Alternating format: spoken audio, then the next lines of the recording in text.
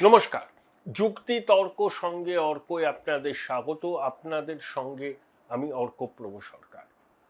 টুকরো টুকরো নির্বাচনের ছবিকে একসাথে যদি একটা কোলাজ তৈরি করা যায়, যেটা আমি চেষ্টা করেছি মানুষের সঙ্গে কথা বলে, উত্তর কলকাতা, মধ্য কলকাতা, দক্ষিণ কলকাতা, কলকাতার বাইরে, সেই ছবির বা সেই খণ্ডচিত্রের কয়েকটা আপনাদের বলবো। তার আগে আপনাদের অনুরোধ জানাই, চ্যানেল সাবস্ক্রাইব করবেন, থ্যাঙ্কস বাটনে ক্লিক করতে ভুলবেন না।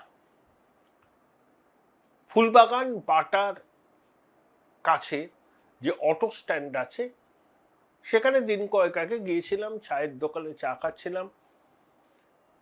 তৃণমূলের প্রচার গাড়ি ঘুরছে, বিজেপির একটি পথনাটিকা হচ্ছে। তো একটি অটোয় তৃণমূলের ঝান্ডা বাঁধা, যিনি চালাচ্ছিলেন তিনি কথা শুরু করলেন, আমিও কথা বললাম, আরো কয়েকজন ছিলেন। কি বললেন জানেন? অটোর মাথায় তৃণমূলের ঝান্ডা। আমি বললাম কি বুঝছেন?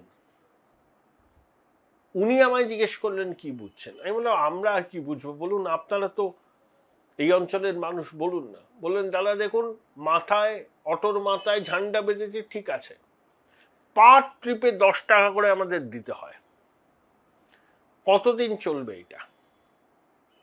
তারপরে কিছুটা স্বগতোক্তির ঢঙে বললেন, জানেন অভয়ের মা জেতা উচিত। পাশ থেকে আর একজন বললেন, দাদা এবারে বিহারের মতো না এখানকার ফলাফল হয়েছে। আমি বললাম বিহারের মতো মানে নীতিশ কুমার যেরকম ভূমিধস মেজরিটিতে জিতেছেন, পশ্চিমবঙ্গে বিজেপিও নাকি সেরকম ভূমিধস মেজরিটিতে জিততে পারে। এটা একটা টুকরো ঘটনা। খণ্ডচিত্র 2, জগৎ মুখার্জি পার্কের কাছে পুরনো চায়ের দোকান, রাস্তার উপর ফুটপাতে বহু মানুষ দাবা খেলে। সামনেই বলরাম মন্দির, একটু এগিয়ে গেলে মায়ের বাড়ি, গিরিশ মঞ্চ, গিরিশবাবুর বাড়ি, বাগবাজার সর্বজনীনের পুজো, একটু এগোলে গঙ্গার ধার। ওই চায়ের থেকে আমি যাই, উত্তর কলকাতা, দক্ষিণ কলকাতার বিভিন্ন চায়ের থেকে আমার যাওয়ার একটা অভ্যাস আছে, আড্ডা মারতে চাই। চেনা জানা লোক আছে, মুখ চিনি আমি, তারাও আমার মুখ চেনে। যখন দাঁড়িয়ে চা খাচ্ছি, লাল চা, একজনের সাথে কথা বলছি, তখন শশী পাঁজার কন্যা পূজা পাঁজা প্রচার করছিলেন। আমার হাতেও লিফলেট দিলেন, আমিও নমস্কার করলাম, তিনিও প্রতি নমস্কার করলেন। তো আমার সঙ্গী ভদ্রলোক বললেন, দেখছেন এখানে শশী পাঁজার মেয়ে প্রচারে বেরিয়েছে, কিন্তু সঙ্গে একটা তৃণমূলের লোক নেই। আমি বললাম তাহলে কারা এরা? বললেন ওই 100 দিনের কাজের সঙ্গে যারা যুক্ত তারা। তাই বললাম শ্যাম্পুকুরের কি ছবি গো, শশী পাঁজা একটা বড় নাম। বলে হ্যাঁ বড় নাম ঠিক আছে, কিন্তু পূর্ণিমা চক্রবর্তীর বিরুদ্ধে তো একটা কথা বলা যায় না, কারণ তিনি শুধু বলছেন আমায় একবার সুযোগ দিন। কলকাতা পুরসভার 21 নম্বর ওয়ার্ডে পূর্ণিমা দেবীর পরিবারের যথেষ্ট প্রতিপত্তি আছে, বিভিন্ন মন্দির টন্দিরের সঙ্গে তারা দীর্ঘদিন যুক্ত। পূর্ণিমা দেবীর দাদা মুম্বাই থাকেন, মিঠুন চক্রবর্তীর আবাল্য বন্ধু বলতে পারেন, এবং পূর্ণিমা চক্রবর্তী মিঠুন চক্রবর্তীকে নিজের দাদা বলেই মানেন, এবং মিঠুন চক্রবর্তীর প্রত্যক্ষ হস্তক্ষেপে পূর্ণিমা দেবী টিকিটটি পেয়েছেন ওখানে। আমি বললাম কি বুঝছেন? সবাই এক বাক্যে বলল সমবেত জনতা, হাওয়া বদল রহি হ্যায়। খণ্ডচিত্র 3,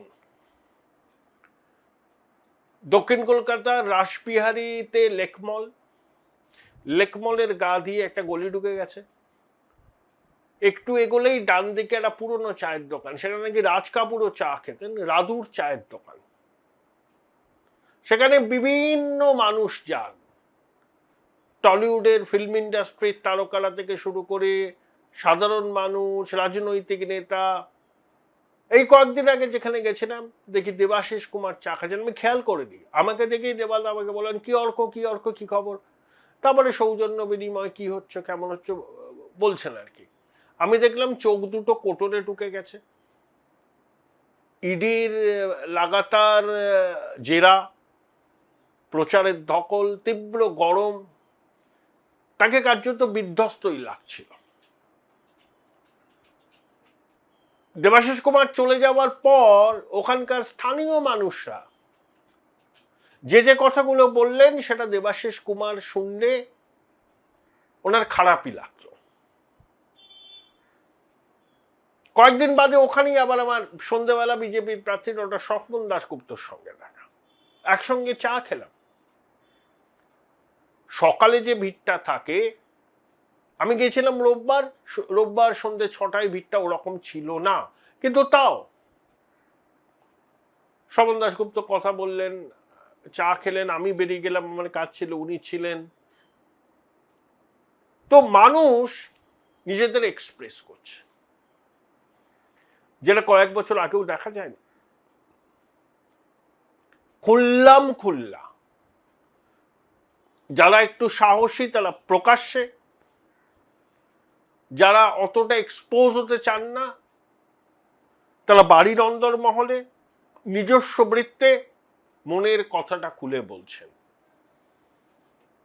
দুটো সম্ভাবনা উঠে এসছে।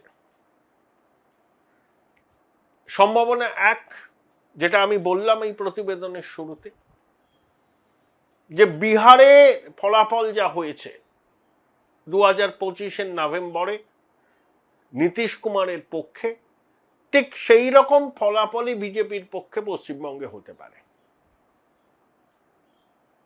অনেকে আবার বলছেন, দেখুন, আপনারাও বলছেন, বিভিন্ন সমীক্ষকরা বলছেন বিজেপি 130, তৃণমূল 155, এগুলো দ্বারা হবে না। বাংলার মানুষ এইরকম মানে ঘাড়ের কাছে বিরোধী নিঃশ্বাস ফেলছে, এইরকম ভাবে তো সরকার তৃণমূল চালাতে পারবে না, এরকম ম্যান্ডেট দেবে না, তো ডিসাইসিভ ম্যান্ডেট দেবে, এক পক্ষের হয়ে যাবে। সংখ্যাগরিষ্ঠ মানুষ, আমি জিজ্ঞেস করেছিলাম এক পক্ষের ম্যান্ডেট মানে, বলে হ্যাঁ তৃণমূলের পক্ষে হতে পারে 200+, আবার বিজেপির পক্ষেও হতে পারে 200+। যেই জিতবে 2/3 মেজরিটি নিয়ে জিতবে। কিন্তু যাদের সাথে কথা বলেছি তারা কিন্তু সেভাবে রাজনীতি করেন না। একটা ব্যক্তিগত চয়েস কারোর থাকতেই পারে, নির্বাচন ভেদে তারা ভোট দেন। এরাই কিন্তু সাইলেন্ট মেজরিটি এখন সাইলেন্ট হচ্ছেন না, মুখ খুলছেন। যাদের সাথে কথা বলেছি, ধরুন 50 জনের সঙ্গে কথা বললে 40 জন বলছে বাংলায় পরিবর্তন আসবে। বিভিন্ন স্তরের মানুষ এবং গ্রামীণ বাংলার মানুষ এক কথা বলছেন, ওই হচপচ হবে না, তৃণমূল 150, বিজেপি 130, এরকম হবে না, ওয়ান সাইডেড হবে। এবং সিংহবাগ বলছেন এবার নাকি গণেশ উল্টবে। দেখুন, আমি তো আর ভবিষ্যৎবাণী করতে পারবো না, সেই অভ্যাসও আমার নেই, সেই চর্চাও আমার নেই। আমি শুধু আপনাদের এই খণ্ডচিত্রগুলো বললাম। এত মানুষের সাথে কথা বলে আমার যে উপলব্ধি হয়েছে সেটা আপনাদের জানানো। সিংহবাগ মানুষ বলছেন আমরা চাই পরিবর্তন, এনাফ ইজ এনাফ। এবং তাদের অনেকেই বলছেন যে 2011-র পুনরাবৃত্তি হওয়ার সম্ভাবনা 16 আনার উপর 18 আনা। সেটা হবে কি হবে না 4 মে বিকেলের মধ্যে সেটা পরিষ্কার হয়ে যাবে।